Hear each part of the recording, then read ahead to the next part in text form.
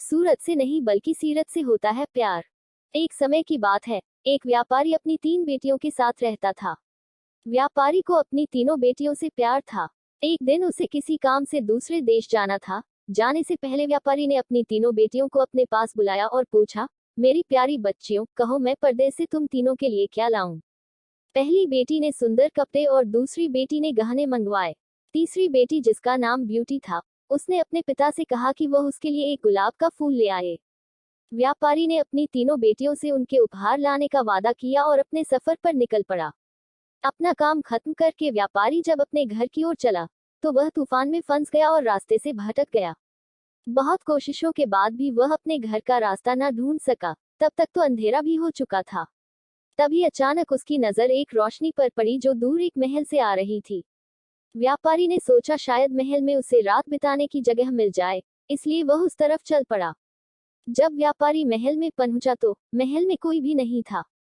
उसने हर तरफ देखा लेकिन उसे महल में कोई नहीं मिला। आश्चर्य की बात थी कि खाने की मेज पर कई प्रकार के स्वादिष्ट व्यंजन रखे हुए थे, परंतु उन्हें खाने वाला कोई नहीं दिख रहा था।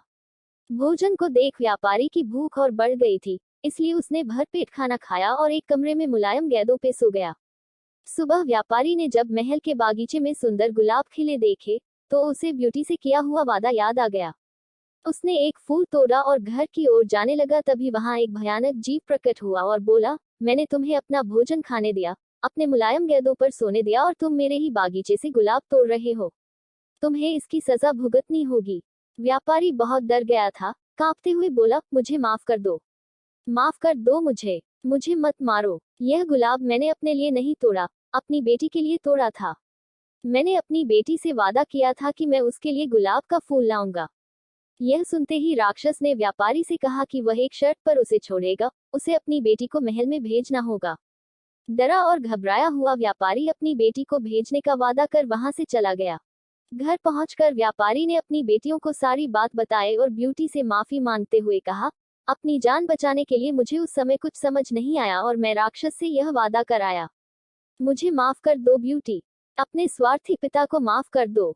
ब्यूटी ने अपने पिता के गले लगते हुए तसल्ली दी, आप बिल्कुल परेशान ना हो पिताजी, मैं आपका किया हुआ वादा जरूर निभाऊंगी। ब्यूटी जब महल पहुंची तो बहुत घबराई हुई थी। राक्षस का भयानक चेहरा देखकर वह बहुत डर गई, लेकिन राक्षस ने उसका खुले दिल से स्वागत किया।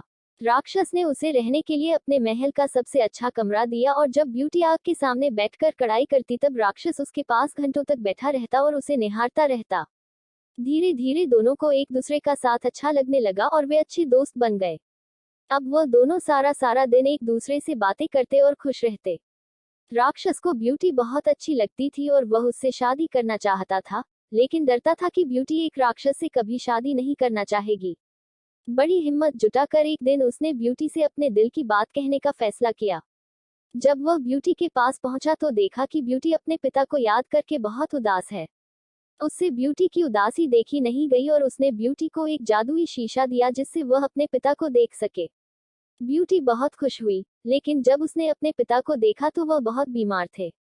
यह देख ब्यूटी ने राक्षस से अपने पिता से मिलने की इच्छा जताई। राक्षस ने उसे पिता से मिलने की इजाजत दे दी और 7 दिन में वापस आने को कहा। ब्यूटी ने तय समय में आने का वादा किया और अपने घर चली गई।